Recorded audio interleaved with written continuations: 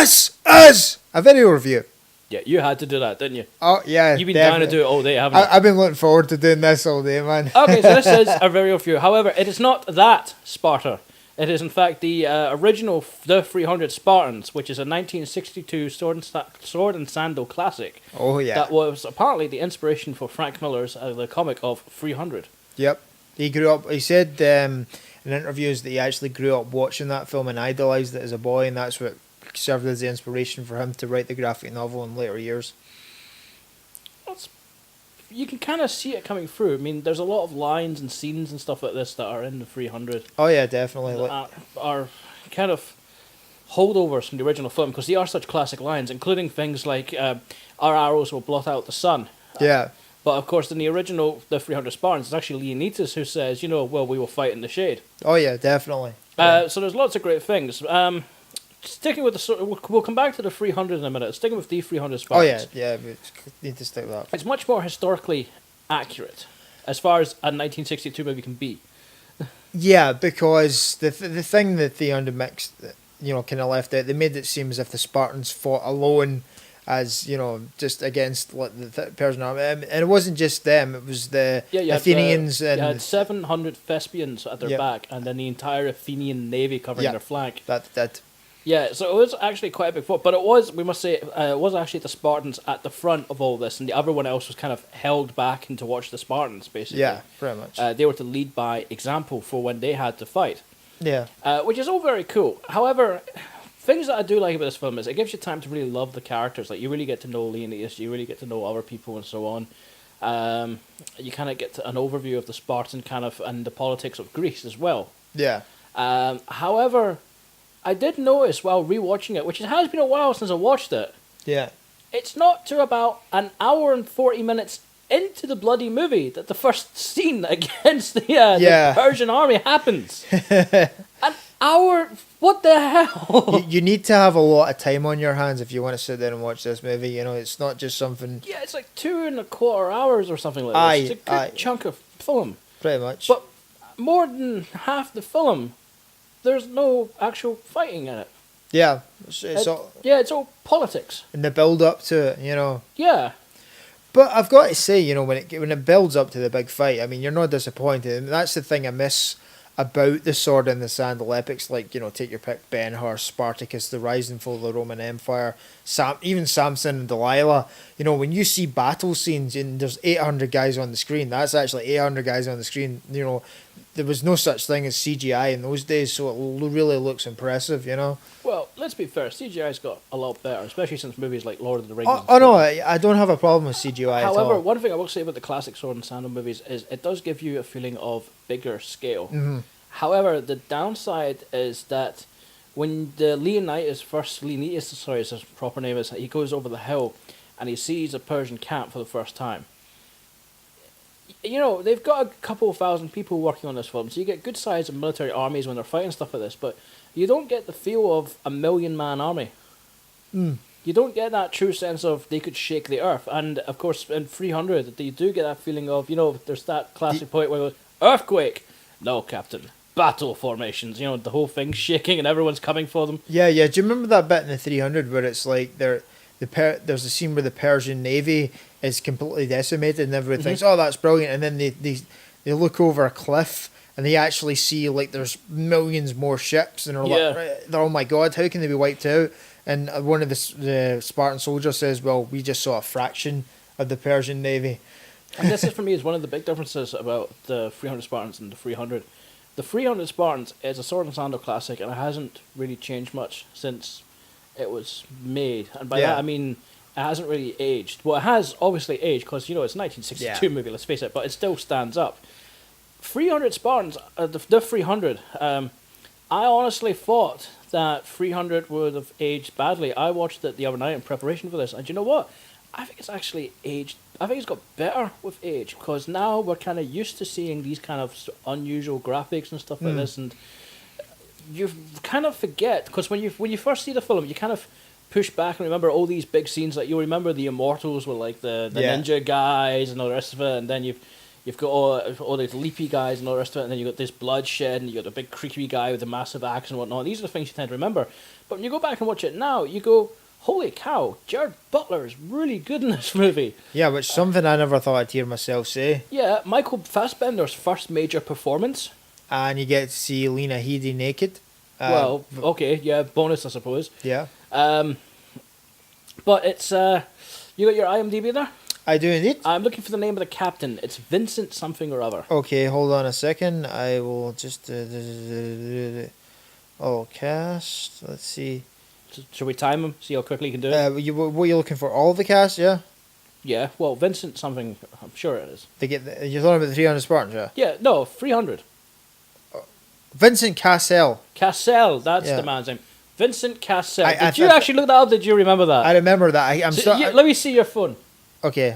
Yeah, he actually does have the 300 Spartans on the phone. He actually remembered the guy's name. That's once again the walking encyclopedia of movie trivia. I think it's strikes Cassel. again. I'm pretty sure. So it's Vincent Cassel. Cassel. I like Vincent Cassel. I've seen him in a lot of stuff, including Ordinary Decent Criminal.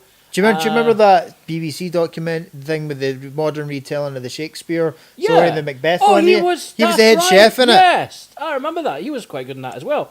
But I'm sorry, 300 performance of his career. that part where son dies and he just, he had the heart torn out of me and the cry and the rest of it. That was amazing. Oh, I forgot Dominic West was in this. He's the guy from The Wire, and he was Jigsaw. Yeah, he's the treacherous guy. Oh, no, I was wrong. Vincent Reagan, my apologies. Reagan? That's what you said, wasn't it? No, I said Vincent Cassel. I'm getting him mixed up with Reagan. Another Vincent. Okay, but yeah, he's another good actor who's kind of been underestimated. But the problem with the 300 Spartans is there are some good actors for their time. But there are also some pretty bad performances, like the main villain that plays the king. He's one of these actors who, if you put him in the right role, he's actually quite good. He's a bit like Vincent Price. He's never going to be the greatest actor in the world, but you always remember Vincent Price. Looks like Vincent Price. He kind of talks like Vincent as well, doesn't he? But there's this point where the scouts come back with the dead body of his brother, and he just goes down and, no, my own brother! No! I kind of want to put that scene on the internet, but change it so he goes, Khan! It's that bad. Hey! Don't start with the Khan scene. There's all right? always don't ever diss the motherfucking Cumberbatch Khan. was better. All right, that's all we're saying. No. I'm talking about you. You know what? Let's just move on because we'll be here all fucking night. This was just sparking up our argument, basically. But overall, how does the 300 Spartans for you compare against the other sword and sandal classics? Well, is it up there with your Ben-Hurs and all the other ones? It isn't, is it? It's a good classic telling of a story, but it's not quite up there with the epics. Yeah, it's not quite there, but it is on its own a really good film. You know, I really enjoyed this as a kid. You know, it's like seeing the Persians and the big battles and stuff like that. It really, inspired me as a kid, But it's not Ben-Hur and it's not Spartacus and it's definitely not Caligula. Sorry, we've got Caligula. Caligula, yes. Yes, Sword and Fanny movie. Maybe. We're not reviewing Caligula. Yeah, no, we're not reviewing Caligula. We're not. No. Okay, next. You don't think it quite compares. Neither do I. I think it's a great movie, but it's kind of missing a secret ingredient. Yeah, there's... If you had the choice, right? Friday night, you had the choice. You have the popcorn. Would you rather be on the 300 Spartans or 300? The answer's 300, isn't it? Yeah, no, purely for the reason, not that 300 Spartans is any less of the movie, but I would watch 300 Spartans as a Saturday, because it's a Saturday afternoon movie, and that's when I watched it as a kid. So you want something more relaxed in the afternoon kind of thing? Yeah, I remember watching this with my dad on the Saturday afternoon, and it really, I was like, totally blown away by it. So for me, it's a Saturday afternoon movie, whereas 300's like, there's mutants, there's boobs, there's fucking violence. Yeah, it's a Friday night movie. So if Friday night you've got the girlfriend around and you want her kind of shaken up, you put on 300. If Sunday morning you're having tea with the vicar, you put on the 300 Spartans. Does that about sum it up for you? Well, I wouldn't quite say it if I'm the vicar. No, you wouldn't say more tea, vicar, but I would. No, if you're sitting with your granddad, and it's like, oh, let's watch a movie, son. What will we watch? Oh, no, and, you know, stick on 300 Spartans. All right, hold on. Here's the. I'll put this another way then. Your Uncle Eddie. Yeah, okay. Good lad, great guy, getting on a bit these days. Which one do you think he would prefer? 300 Spartans. The 300 Spartans. Yeah. Yes. So if you're over 45 or 50, you're probably going to put on the 300 Spartans more than 300. Yeah, or if you've grown up watching it like I have. Uh-huh. So, yeah, in that, yeah, you're okay. Okay, so we'll say that the 300 Spartans maybe not be for everyone, and it may not stack up to other grandiose sword and sandal classics.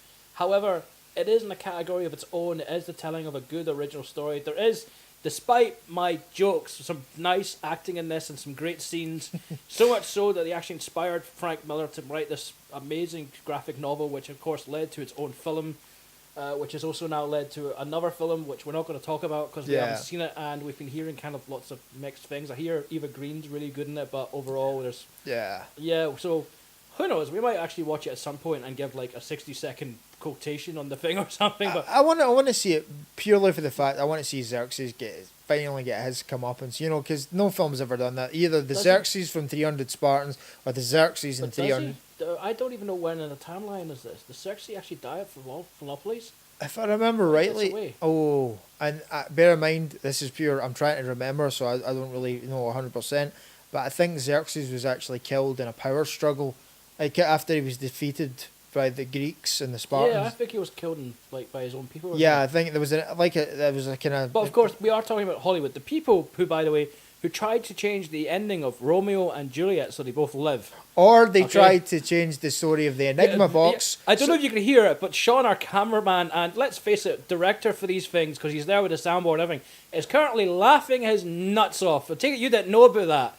They tried to change the ending of Romeo and Juliet. That's true. And if you think didn't test well. And if you think that's bad, anybody remember U571 with the story of the Enigma machine?